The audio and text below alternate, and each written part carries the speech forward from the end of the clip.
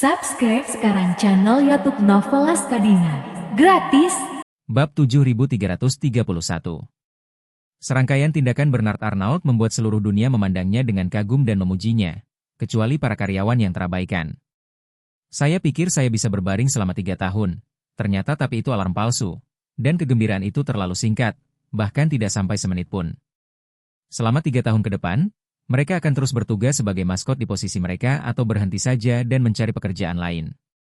Meskipun menjadi maskot di tempat kerja berarti pekerjaan tidak sesibuk dulu, saya tetap tidak punya kebebasan waktu. Saya masih harus berangkat dan pulang kerja pada waktu yang ditentukan setiap hari. Terlebih lagi, bagi karyawan yang bekerja di posisi penjualan, tanpa penjualan, tentu saja tidak akan ada komisi penjualan. Kalau begitu, bukankah mereka hanya akan mendapatkan gaji pokok? Dalam kasus ini, sebagian besar tenaga penjualan mungkin tidak dapat mengatasinya lagi dan hanya dapat memilih untuk membatalkan diri. Dengan cara ini, tim Bernard Arnault dapat mengurangi biaya dan meningkatkan efisiensi. Karena mereka memang tidak berencana untuk terlibat dalam penjualan sejak awal, akan lebih sempurna jika staf penjualan gagal secara sukarela. Tidak perlu lagi mempertahankan orang-orang yang menganggur ini. Setiap toko hanya perlu mempekerjakan beberapa petugas keamanan dan 1 atau 2 resepsionis. Resepsionis tidak perlu memiliki koneksi pelanggan, pengalaman menjual, atau keterampilan menjual. Mereka hanya perlu memperlakukan pelanggan dengan sopan dan hormat, dan itu sudah cukup. Sedangkan untuk para elit penjualan, mereka secara alami akan memulai inisiatif mereka sendiri jika mereka kehilangan komisi, dan Anda tidak perlu membayar sepeser pun sebagai kompensasi. Harus dikatakan bahwa rencana Bernard Arnault sangat cerdik, dan pada dasarnya setiap alur diperhitungkan olehnya. Namun, kecuali staf penjualannya, orang lain tidak dapat melihat titik ini. Mereka hanya berpikir bahwa Bernard Arnault jelas merupakan bos terbaik di dunia. Pria ini sungguh luar biasa. Dia adalah panutan bagi kapitalis kontemporer dan sepenuhnya menumbangkan logika dasar bahwa kapitalis adalah vampir. Untuk sementara waktu, kemanusiaan Bernard Arnault bersinar di seluruh dunia. Panglima tertinggi dan stafnya sekarang seperti ayam jantan yang kalah. Tidak ada jalan lain. Sungguh, tidak ada jalan. Terlebih lagi, pengaruh positif Bernard Arnault kini sungguh luar biasa besar. Amerika tidak hanya bisa berjanji padanya, tetapi juga harus memberikan jawaban yang memuaskan pada langkah selanjutnya. Jika tidak, dengan perhatian yang telah ia tarik di seluruh dunia saat ini, reputasi pemerintah AS akan sangat rusak jika tidak menghadapi masalah tersebut. Pada saat itu, Panglima tertinggi juga menyadari bahwa masalahnya sudah tidak ada harapan.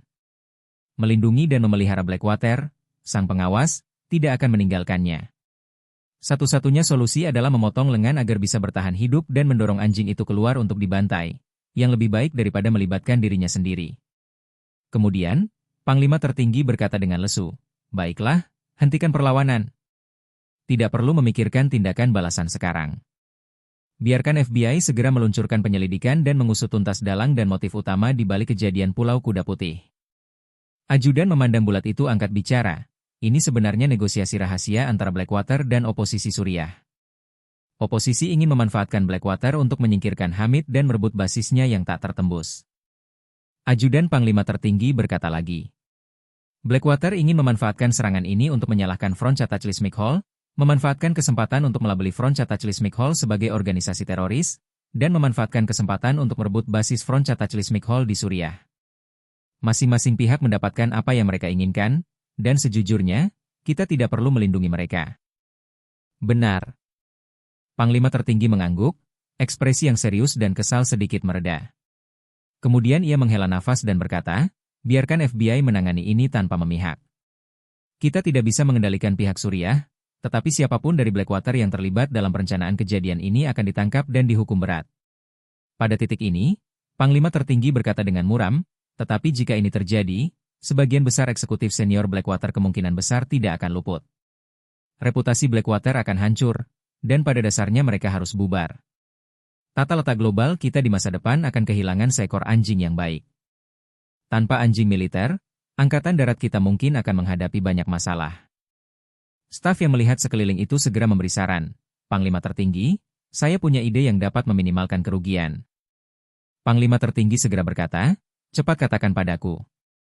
Ajudan memandang bulat itu menawarkan saran, mengapa kita tidak memanfaatkan kesempatan ini untuk mencari orang yang cocok dari militer untuk didukung? Orang. Ini harus memiliki tingkat prestise tertentu, prestasi militer, dan kualitas bisnis tertentu. Biarkan dia meninggalkan militer dan memulai bisnisnya sendiri, menciptakan replika Blackwater. Kalau begitu, kita akan diam-diam membantu. Dengan memanfaatkan investigasi FBI terhadap Blackwater ini, kita akan bisa mendapatkan identitas semua tentara bayaran Blackwater. Kita akan memberikan daftar tentara bayaran itu kepada orang ini, lalu mencari beberapa taipan Wall Street yang patuh dan bijaksana untuk berinvestasi di perusahaannya. Dengan cara ini, dia akan memiliki koneksi, prestise, uang, dan informasi tentang bayaran tentara Blackwater. Dia akan dapat merekrut tentara bayaran Blackwater yang didistribusikan secara alami dan dengan cepat membangun pasukan tempur. Lagi pula, ini mengoperasikan Black Glove kita sendiri, jadi pasti lebih terkendali. Tidak seperti Blackwater, di mana kepintaran mereka jadi bumerang. Bagaimana keadaannya? Astaga, seru Panglima tertinggi itu kaget. Menyenangkan, ini benar-benar rencana terbaik yang kau buat sejak kau menetap. Bagus sekali, aku sangat puas. Ayo kita lakukan seperti rencanamu. Eksekusi Blackwater di depan umum untuk menenangkan rakyat dan membantu kita menyingkirkan masalah reputasi kita saat ini. Lalu kita bisa membongkarnya sepenuhnya dan memahami tampilan baru. Ajudan berwajah bulat itu tersenyum malu-malu menanggapi pujian itu. Lalu menambahkan, ngomong-ngomong, Panglima tertinggi, saya rasa kita harus memberi peringatan kepada Suriah agar tidak membuat masalah lagi. Kami akan meluncurkan investigasi publik terkait masalah ini, dan semua orang akan mengawasi setiap gerakan mereka untuk waktu yang lama. Ya? Panglima tertinggi mengangguk dan berkata, menjalankan tempat kumuh itu mengambil lebih dari mengambil risiko untuk mengekstraksi minyak secara diam-diam. Itu sendiri bukan bisnis yang menguntungkan. Ingatkan mereka untuk jujur dan jangan membuat kita kesulitan lagi. Setelah Charlie dan keluarganya tiba di Aurous Hill larut malam, mereka kebetulan melihat siaran langsung Bernard Elno. Bahkan dia pun tak kuasa menahan diri agar tidak mengaguminya. Pria tua ini memang seorang pengusaha. Ini setara dengan menemukan cara untuk memaksimalkan bug dalam aturan yang telah ia tetapkan. Pertama, pendapatan Bernard Arnault di pasar Amerika akan anjlok hingga nol, tetapi semua biaya akan tetap sama. Sambil kehilangan laba, Anda juga kehilangan biaya operasional dan mengumpulkan poin pengalaman di kedua arah. Yang lebih menarik lagi, pria ini telah mengubah ribuan toko di seluruh Amerika Serikat menjadi ruang pamernya sendiri. Ditambah dengan popularitasnya yang meroket, permintaan produknya di kalangan masyarakat Amerika akan semakin kuat. Jika permintaan yang kuat tersebut tidak dapat dikonversi secara lokal, maka secara alami akan dikonversi ke wilayah lain. Amerika Serikat begitu dekat dengan Kanada sehingga dapat dibayangkan bahwa konsumsi barang mewah Kanada kemungkinan akan melonjak di masa mendatang. Sebagian besar permintaan besar konsumen Amerika akan diambil alih oleh pasar Kanada. Dengan demikian, kerugiannya dapat dikompensasi secara terselubung. Sambil mengumpulkan poin pengalamannya sendiri, dia juga bisa mendapatkan uang kembali dari pasar lain. Harus saya akui, orang ini punya caranya. Namun, jika Anda benar-benar ingin berkumpul dengannya, itu tidak sulit. Cukup lakukan audit keuangan yang ketat dan terperinci, periksa kembali pendapatan kelompoknya, dan keluarkan secara wajar sebagian keuntungan yang diperoleh kelompoknya dari limpahan dari pasar AS. Dengan cara ini, kerugian aktualnya mungkin dapat diabaikan, atau bahkan mendekati nol. Namun Charlie tidak bermaksud melakukan hal itu. Meskipun ia tidak secerdik Bernard Arnault dalam berbisnis, visinya jauh lebih besar daripada orang tua itu. Andalah yang membuat aturan mainnya. Karena pemain Anda telah menemukan celah kecil dalam aturan, Anda harus mengakuinya dan tidak boleh menyesalinya. Setidaknya, Anda tidak boleh langsung menyesalinya. Mengubah pesanan setiap hari jelas merupakan hal yang tabu bagi para manajer.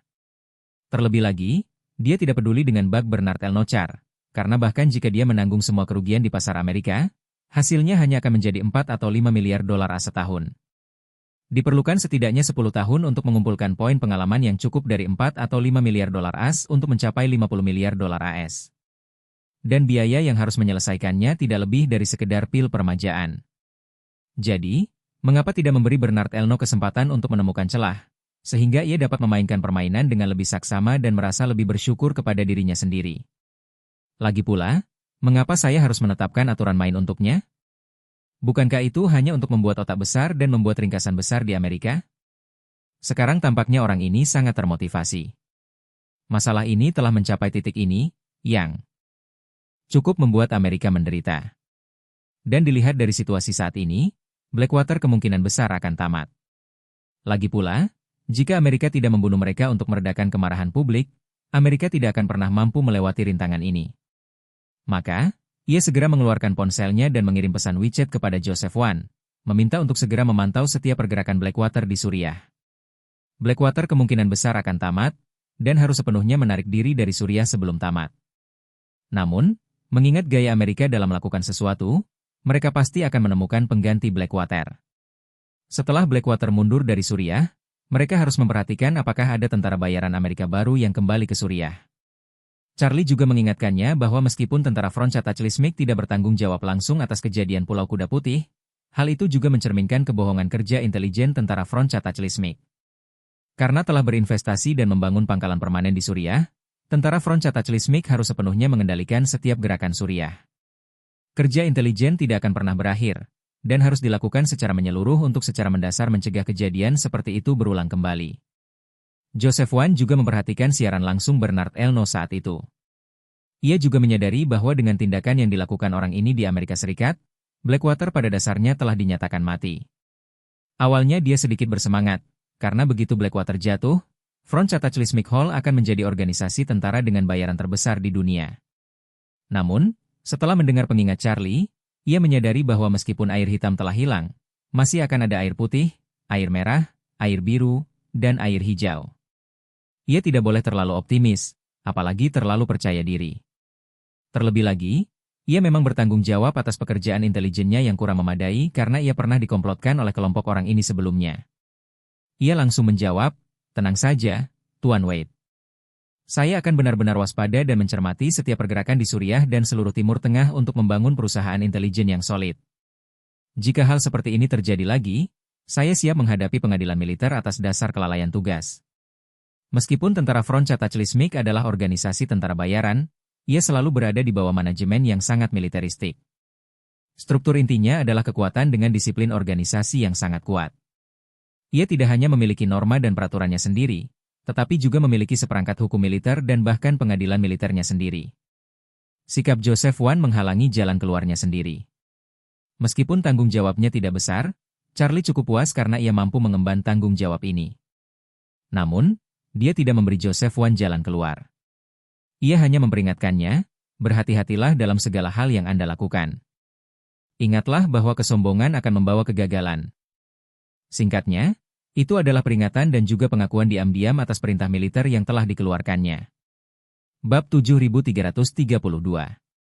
Menggunakan kebaikan dan kekerasan adalah cara Charlie dalam mempekerjakan orang. Joseph Wan tidak melakukan kesalahan subjektif secara langsung dalam masalah ini, tetapi sebagai pemimpin sebenarnya dari tentara Front Cataclysmic, adalah kelalaiannya dalam menjalankan tugas sehingga membiarkan tentara Front Cataclysmic terjerumus ke dalam kesulitan seperti itu. Meskipun saya tidak akan memecatnya karena hal ini, saya harus memperingatkannya dan membuatnya memiliki rasa krisis yang kuat. Jika tidak, jika hal seperti ini terjadi lagi, tentara Front Cataclysmic akan jatuh ke dalam jurang yang tidak ada jalan keluarnya. Sama seperti Blackwater, satu kesalahan dapat menyebabkan kerugian total. Pada saat ini, manajemen puncak Blackwater telah merasakan krisis tersebut. Semua orang bisa melihat Bernard Elno telah menggunakan jurus pamungkasnya kali ini. Seiring perkembangannya hingga saat ini, ia menjadi tak terkalahkan. Hanya masalah waktu sebelum ia tak terhentikan dan memenangkan permainan. Orang-orang ini telah menjadi tangan hitam pemerintah AS selama bertahun-tahun, dan mereka tahu betul gaya operasi pemerintah AS. Saat mereka melihat Bernard Elno menembak dengan kekuatan penuh, mereka tahu mereka sudah tamat. Jadi, orang-orang ini secara spontan menutup semua jalur komunikasi, dan kemudian secara spontan berangkat dari rumah mereka dan pergi ke bea cukai terdekat. Mereka bertaruh pada rentang waktu, bertaruh bahwa dibutuhkan waktu bagi Gedung Putih untuk merumuskan rencana, waktu untuk mengeluarkan perintah, dan waktu bagi FBI untuk melaksanakannya. Selama mereka dapat memanfaatkan kesempatan ini, mereka dapat meninggalkan negara itu dengan lancar, terbang ke tempat di mana tidak seorang pun mengenali mereka, menyembunyikan identitas mereka dan memulai hidup baru dalam anonimitas. Jika mereka melewatkan kesempatan ini, mereka akan menjadi sorotan dan menghadapi hukuman hukum terberat. Mengingat dampak buruk dari insiden ini, mereka mungkin dijatuhi hukuman mati. Orang yang paling bertanggung jawab atas insiden ini kemungkinan besar akan dijatuhi hukuman mati atas kejahatan perang dan kejahatan terkait terorisme. Yang lainnya mungkin tidak akan dapat lolos dari hukuman penjara seumur hidup, dan tidak akan memenuhi syarat untuk pembebasan bersyarat selama sisa hidup mereka, dan akhirnya akan meninggal di penjara karena usia tua. Akan tetapi, meskipun mereka sangat familiar dengan cara kerja pemerintah Amerika, mereka tidak tahu banyak tentang gaya presiden dalam melakukan sesuatu. Presiden berbeda dari politisi profesional sebelumnya. Ia berasal dari latar belakang bisnis. Meskipun banyak kerugian bagi pebisnis untuk terlibat dalam politik, salah satu keuntungan terbesar mereka adalah mereka bertindak sangat tegas dan tidak pernah ragu-ragu. Politisi profesional akan berpikir 2 kali sebelum mengambil tindakan apapun, mempertimbangkan ini dan itu. Mereka hanya akan mengambil setiap langkah setelah mempertimbangkannya dengan saksama. Keuntungannya adalah risiko kesalahan lebih rendah. Mereka tidak berusaha mencapai apapun, melainkan hanya menghindari kesalahan. Ketika para pebisnis sedang berjuang di dunia bisnis, yang paling mereka takuti adalah menunda proses menghasilkan uang. Begitu mereka tahu di mana ada uang yang bisa dihasilkan, mereka akan segera melakukannya meskipun baru setengah jalan. Oleh karena itu, saat Panglima tertinggi memutuskan untuk meninggalkan Blackwater, ia segera memberikan perintah, karena khawatir akan terjadi perubahan yang tidak diharapkan. Saat itu, dalam sistem FBI, semua eksekutif senior Blackwater ada dalam daftar penangkapan internal. Setelah masuk dalam daftar ini, semua sistem bea cukai akan langsung tersinkronisasi. Artinya, dimanapun kantor bea cukai di Amerika Serikat menangani proses keluar orang-orang dalam daftar tersebut, bea cukai akan menerima pemberitahuan dan segera menangani mereka. Lebih lanjut, sistem ini tidak hanya mencocokkan informasi orang-orang dalam daftar, tetapi juga mencocokkan tanda biologis mereka, termasuk namun tidak terbatas pada sidik jari dan fitur wajah. Bahkan bagi mereka yang telah meninggalkan informasi DNA tersebut akan diambil. Karena setiap orang harus menjalani fotografi pengenalan wajah saat meninggalkan negara tersebut, dan AI digunakan untuk mengidentifikasi penyamaran, bahkan jika orang yang menjadi target berubah menjadi identitas yang sama sekali berbeda dan melewati bea cukai, informasinya akan dicocokkan karena pengenalan wajah, yang akan memicu alarm. Dalam situasi ini, tidak ada cara untuk meninggalkan Amerika Serikat kecuali dengan menyelinap melintasi perbatasan. Semua eksekutif Blackwater berpikir masih ada peluang. Jadi, mereka masing-masing mengambil informasi paspor identitas lainnya, bergegas ke bandara internasional terdekat, dan memesan penerbangan paling awal dari Amerika Serikat. Selama mereka bisa keluar, bahkan jika itu hanya ke Meksiko, mereka dapat segera mengubah identitas mereka dan melarikan diri ke negara berikutnya.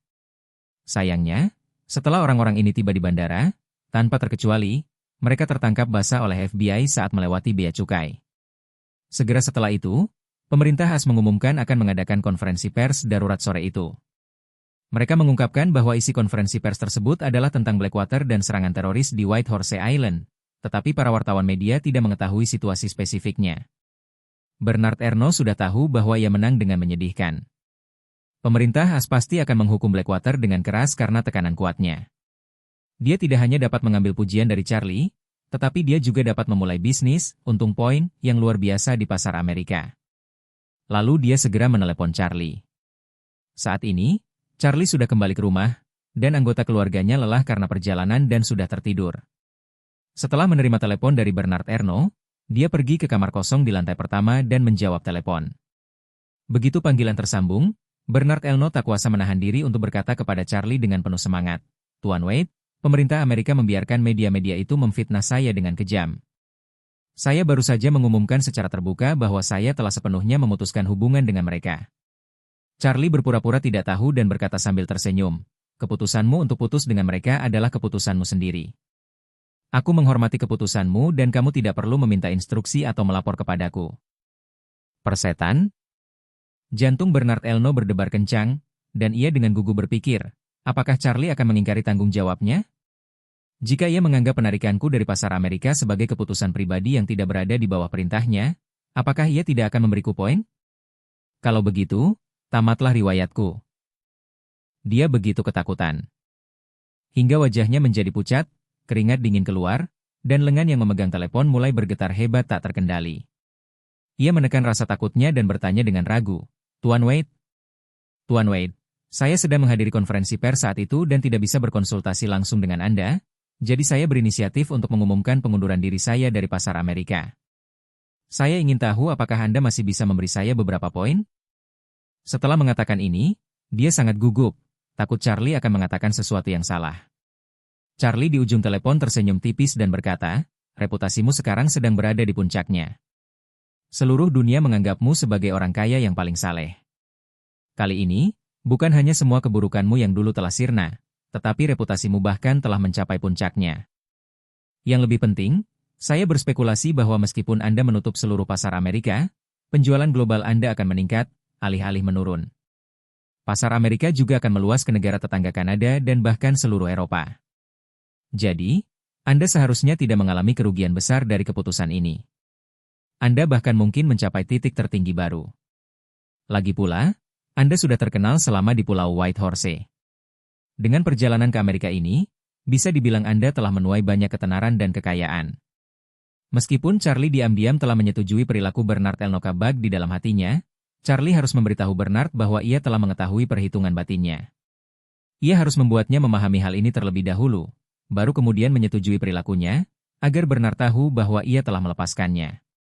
Kalau aku tidak ungkapkan hal ini, dia mungkin mengira kepintarannya telah membodohiku dan aku belum mengetahui motifnya. Pahami dia, ungkapkan masalahnya, buat dia segugup mungkin, lalu maafkan dia.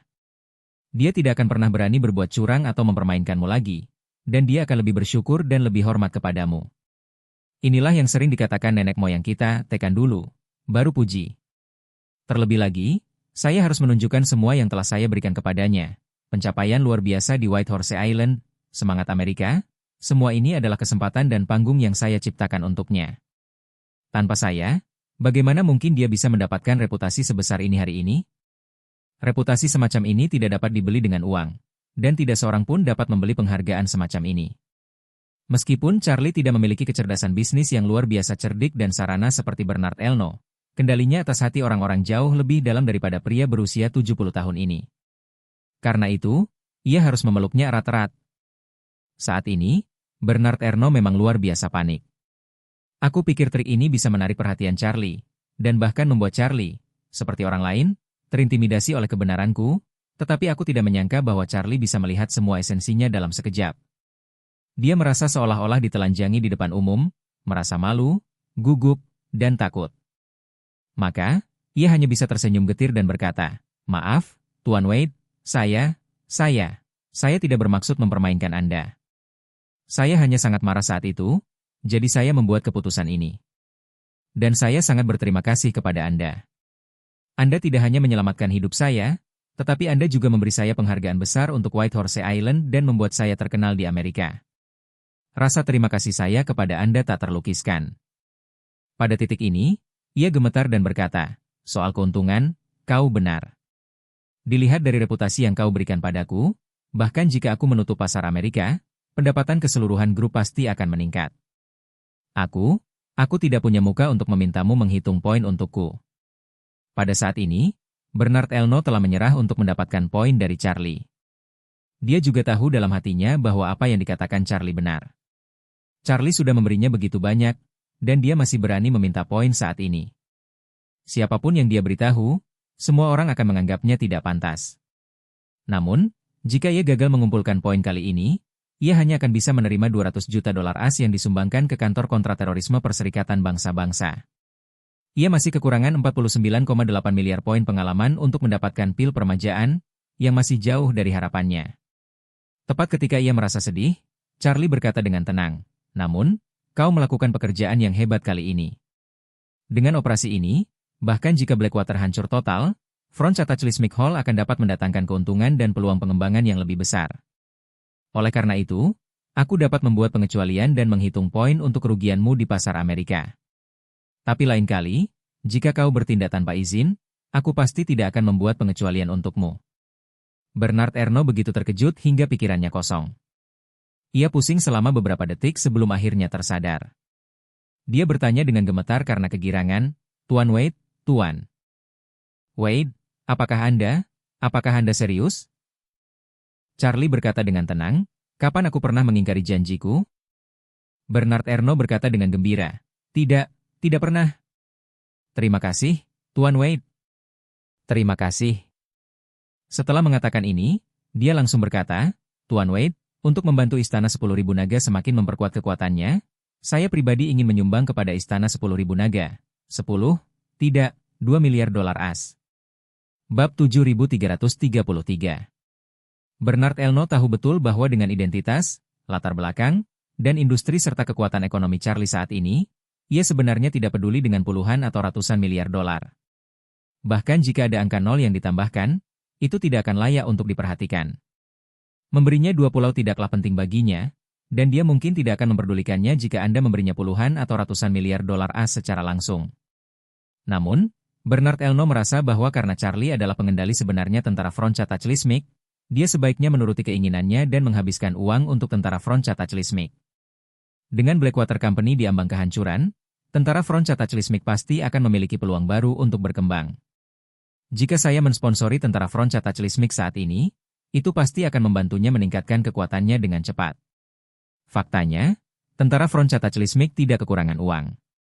Charlie tidak hanya menemukan 1 atau 2 tiket makan jangka panjang untuk tentara Frontier Taclismic, dan tentara Frontier Taclismic memiliki pendapatan yang sangat besar. Istana ini telah menginvestasikan banyak uang untuk membangun markasnya sendiri, dan bahkan satelit komunikasi telah dikembangkan secara tertib. Namun, semakin banyak dana untuk infrastruktur, semakin baik.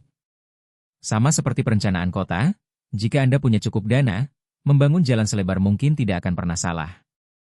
Melihat Bernard Elno bersikap bijaksana dan bersedia memberikan uang, Charlie tersenyum dan berkata, "Baiklah, karena Anda begitu perhatian, saya akan berterima kasih atas nama tentara Frontier Taclismic." Bernard Elno menghela napas lega dan berkata berulang kali, "Tuan Wade, Anda tidak perlu bersikap begitu sopan kepada saya. Anda telah banyak membantu saya. Sudah sepantasnya saya menunjukkan rasa terima kasih. Saya akan sangat senang jika Anda tidak meremehkan persembahan saya yang sederhana ini." Charlie tersenyum dan bertanya kepadanya, "Pemerintah Amerika mungkin membencimu setengah mati sekarang. Apa rencanamu selanjutnya?" Bernard Elno berkata cepat, "Tuan Wade, saya memang berencana untuk tinggal di sini beberapa hari lagi. Semua toko harus tutup saat fajar, kan? Besok saya akan mengadakan rapat dengan semua eksekutif AS untuk mengatur pekerjaan lanjutan." Bernard Elno berkata lagi, "Saya juga akan menghubungi media untuk meningkatkan liputan. Saya perkirakan pemerintah AS akan mengadakan konferensi pers hari ini untuk mengumumkan penyingkiran Blackwater.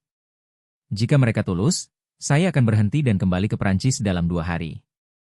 Jika mereka tidak cukup tulus, maka saya akan terus melawan mereka sampai akhir." Charlie tersenyum dan berkata, "Kamu berani sekali. Ingat juga untuk membuka semua tokomu sampai tengah malam nanti. Bukankah kamu di Manhattan, New York? Akan lebih baik jika kamu bisa menemukan toko terbesar di Manhattan dan datang langsung." Charlie melanjutkan kalimatnya, "Biarkan media menciptakan kehebohan. Dengan begitu, semua tokomu mungkin akan ramai berbelanja malam ini. Uangnya mungkin tidak banyak untukmu, tetapi jika semua orang membelinya, kamu dan grupmu akan kembali menjadi tren. Mungkin penjualanmu di seluruh dunia akan meningkat pesat." Bernard Elno sedikit tertegun dan berpikir, bagaimana Charlie memikirkan apa yang akan saya lakukan selanjutnya? Namun, ia tetap berpura-pura sangat terkejut dan berkata, "Oh, Tuan Wade, ini ide yang bagus. Terima kasih banyak atas pengingatnya. Saya pasti akan memanfaatkan kesempatan ini untuk menciptakan beberapa topik." Setelah berkata demikian, dia tak lupa menyanjung Charlie, "Tuan Wade, Anda memang ahli bisnis sejati." Charlie berkata dengan tenang, "Baiklah, berhentilah menyanjungku. Kau sangat pintar. Mungkin saja kau tahu lebih banyak daripada yang kukira. Aku mengatakan ini padamu, tapi agak lancang." Setelah itu, ia meregangkan badan dan tersenyum. Kerugian buku di pasar AS selama 3 tahun terakhir akan dihitung sebagai poin pengalaman. Kalian bisa bersenang-senang di Amerika selama 2 hari ke depan.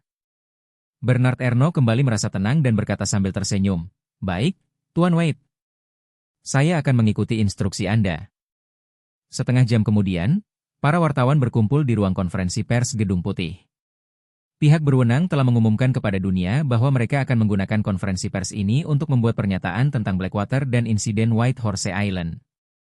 Setelah Bernard Arnault menimbulkan keresahan besar di Amerika, perhatian media terhadap masalah ini telah mencapai tingkat yang belum pernah terjadi sebelumnya. Seluruh ruang konferensi pers dipenuhi orang, dan suasananya bahkan lebih ramai daripada Pekan Raya Kuil. Karena besarnya skala acara, juru bicara wanita muda yang biasanya percaya diri ternyata merasa gugup sebelum naik ke panggung. Berdasarkan gaya perilaku dan kualitas psikologisnya sebelumnya, bahkan jika dia diminta naik panggung dan mengatakan kebohongan yang akan dicemooh seluruh dunia, dia akan tetap tenang dan kalem. Dengan kata-katanya sendiri, Dia terlahir tangguh dan selalu tangguh. Namun, pendekatan hari ini sangat berbeda dari gaya sebelumnya. Hari ini, dia tidak bisa bersikap tangguh. Sebaliknya, dia mengakui kesalahannya. Atas nama pemerintah AS, kami harus meminta maaf kepada dunia atas insiden Blackwater. Pada saat yang sama, serangkaian hukuman yang dijatuhkan Amerika Serikat terhadap Blackwater juga akan diumumkan. Dia merasa sangat tidak puas ketika dia berpikir tentang bagaimana dia tidak pernah menundukkan kepalanya atau menyerah selama bertahun-tahun sejak debutnya, dan bahwa dia akan melanggar tradisi ini hari ini. Namun, meskipun ia merasa tidak puas, ia tak bisa berbuat apa-apa. Lagi pula, baginya, ia hanyalah seorang juru bicara. Sikap, pilihan kata, dan sudut pandang yang perlu ia sampaikan dalam setiap pidato ditentukan oleh atasannya, dan ia hanya bisa mengikuti aturan. Ketika saatnya tiba, dia menarik napas dalam-dalam beberapa kali dan berjalan ke aula. Saat dia muncul, senter wartawan media terus menyala dan suara klik rana kamera terus-menerus memenuhi seluruh aula.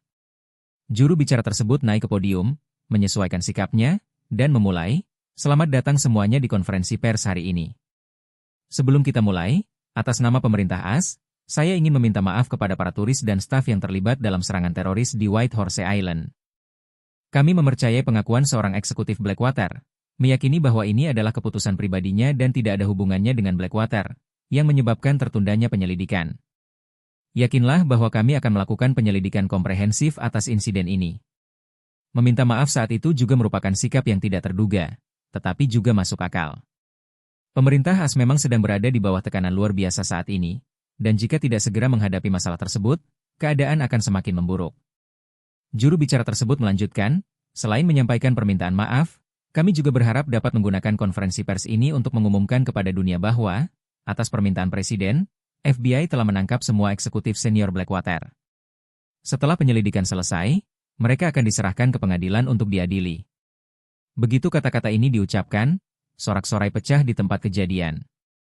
Faktanya, semua orang sudah mengetahui inti ceritanya.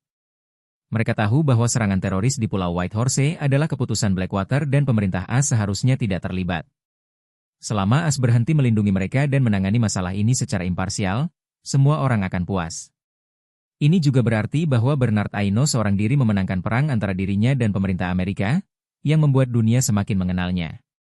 Saat ini, juru bicara tersebut melanjutkan, FBI telah menutup Blackwater dan menghentikan semua operasinya. FBI dan Departemen Keamanan Dalam Negeri telah bersama-sama membentuk tim investigasi khusus, yang akan memasuki Blackwater besok untuk melakukan investigasi komprehensif. Kami juga telah membekukan semua rekening dan properti Blackwater di Amerika Serikat. Setelah investigasi selesai, kami akan menghitung kerugian yang ditimbulkan oleh Blackwater terhadap White Horse Island dan memberikan kompensasi kepada para korban. Sistem peradilan Amerika selalu menjatuhkan hukuman berat kepada perusahaan yang terlibat. Autopilot Tesla mengakibatkan 1 kematian dan 1 cedera, dan pengadilan Amerika langsung mendenda perusahaan tersebut sebesar $243 juta AS. Dalam insiden pemukulan brutal United Airlines yang selalu diharapkan Elaine Ma akan terjadi padanya, maskapai penerbangan tersebut juga membayar korban puluhan juta dolar AS sebagai kompensasi. Meskipun semua yang tewas dalam insiden Pulau White Horse adalah tentara bayaran Blackwater, insiden itu menyebabkan kerugian besar bagi Pulau White Horse. Bernard Arnault bahkan tertembak di kaki.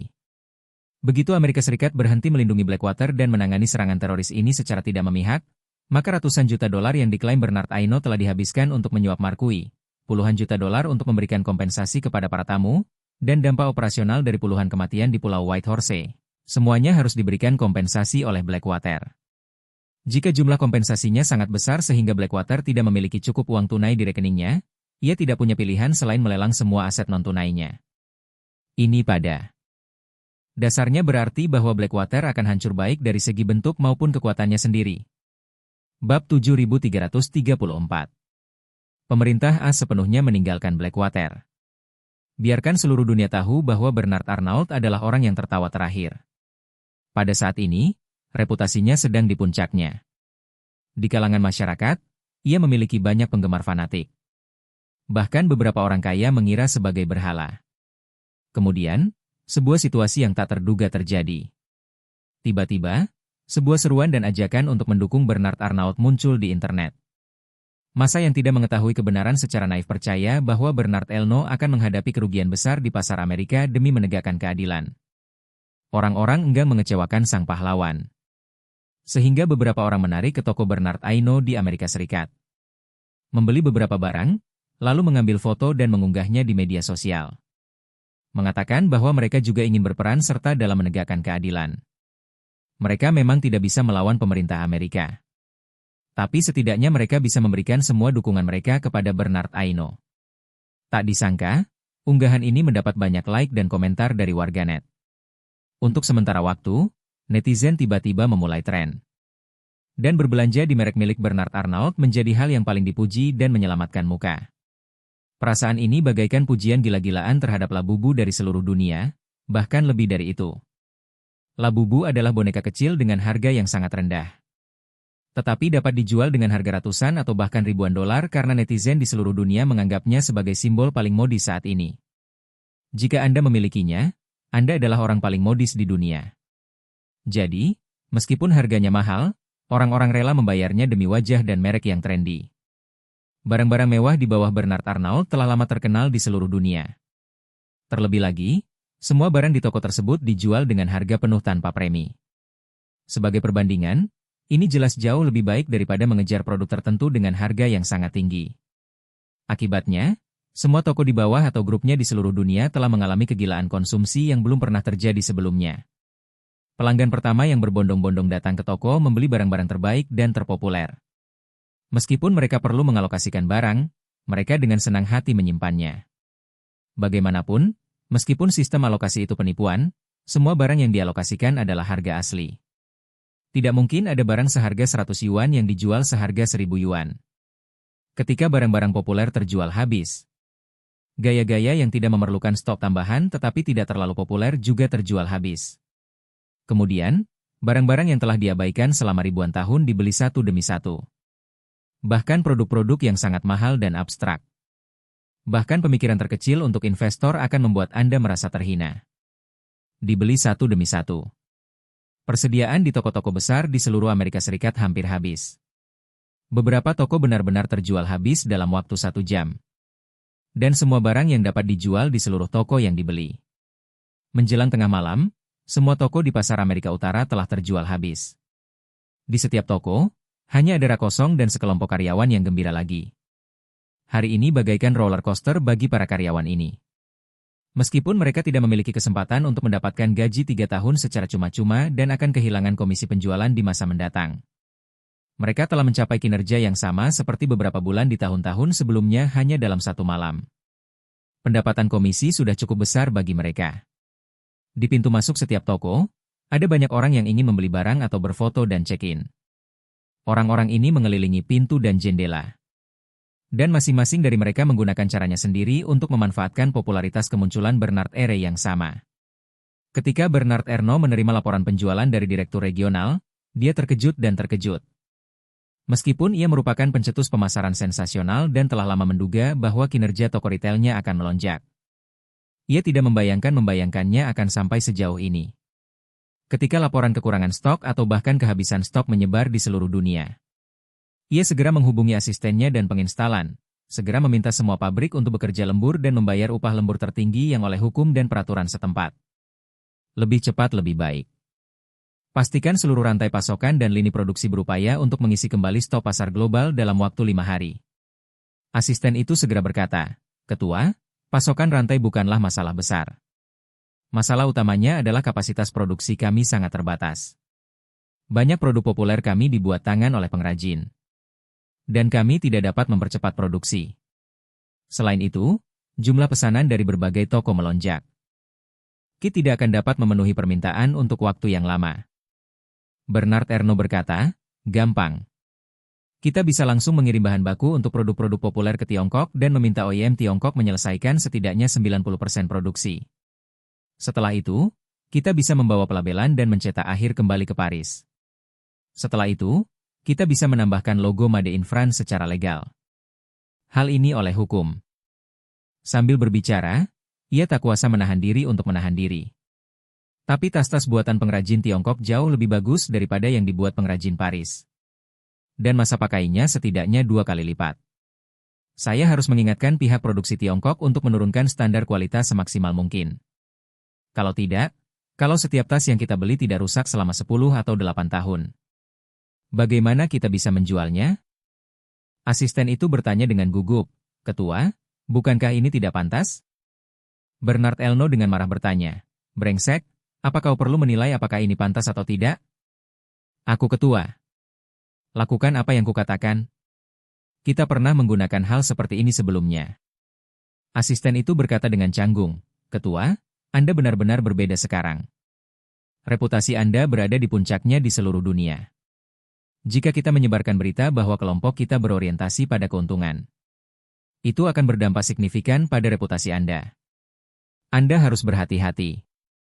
Bernard Arnault tiba-tiba terbangun. Ya? Akulah pahlawan dunia sekarang. Jika saya memulai bisnis merek pribadi sekarang, dan seseorang mengetahuinya, bukankah reputasi tinggi yang telah kubangun berkat Charlie akan hancur? Memikirkan hal ini, dia benar-benar menyadari bahwa dia bukan lagi orang yang sama seperti sebelumnya. Sekarang setelah saya terkenal, saya tidak bisa lagi melakukan apapun untuk menghasilkan uang seperti yang saya lakukan sebelumnya. Maka, ia berpikir dan langsung berkata, pengingatmu sangat bagus. Saya memang kurang teliti soal ini. Bagaimana? Karena kita sedang kekurangan barang, kita bisa bekerja sama dengan perusahaan lain dan membuat beberapa merek gabungan, misalnya merek pakaian lain. Oleh karena itu, mereka akan merancang desain gabungan dan bertanggung jawab atas produksinya. Kita hanya perlu mengotorisasi penggunaan merek dagang dan logo, lalu bertanggung jawab atas penjualannya. Dengan begitu, kita tidak perlu berproduksi, dan kita bisa cepat mendapatkan banyak produk merek gabungan. Kita pasti akan mendapat untung dan tidak akan dikritik. Selama kita bekerja sama dengan cukup banyak perusahaan merek gabungan, kita akan segera memenuhi toko dengan produk merek gabungan. Asisten itu terkejut. Ketua, Anda benar-benar jenius bisnis. Saya akan segera menghubungi semua merek mewah dan merek kebutuhan sehari-hari di seluruh Eropa dan mendorong ini.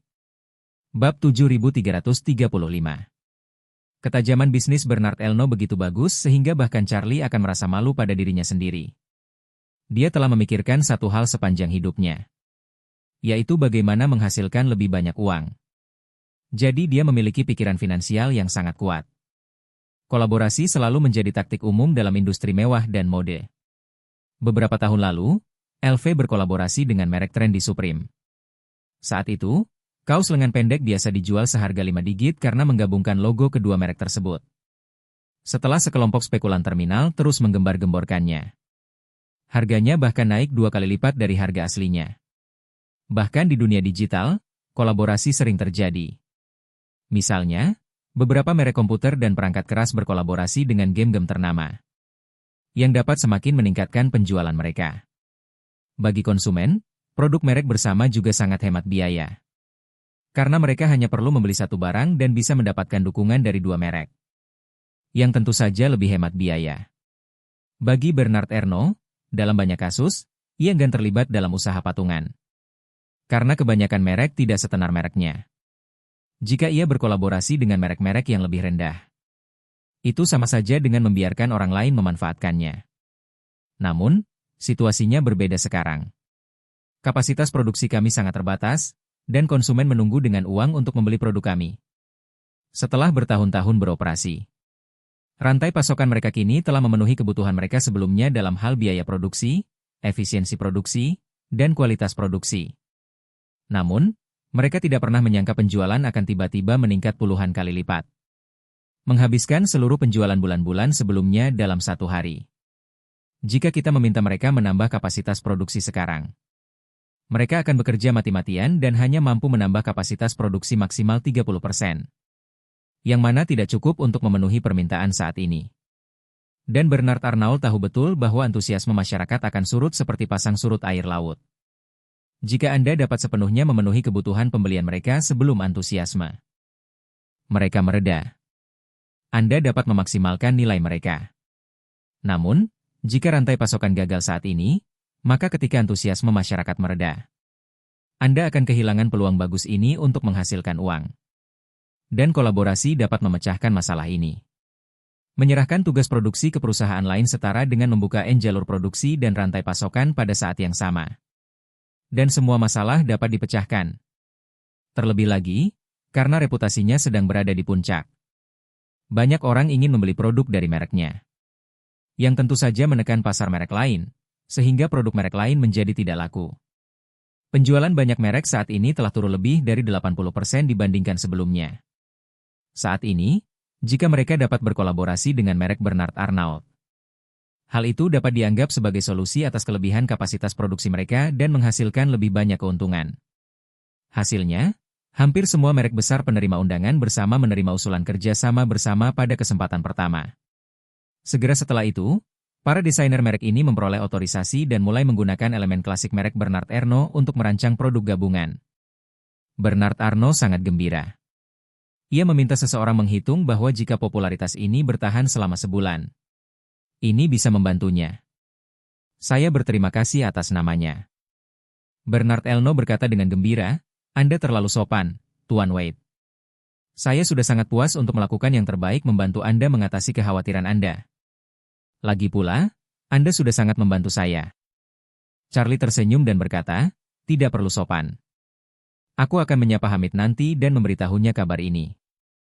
Baik, Tuan Wade. Bernard Arnault cepat menambahkan, kalau $200 juta tidak cukup. Beritahu saya saja, nanti saya tambah lagi.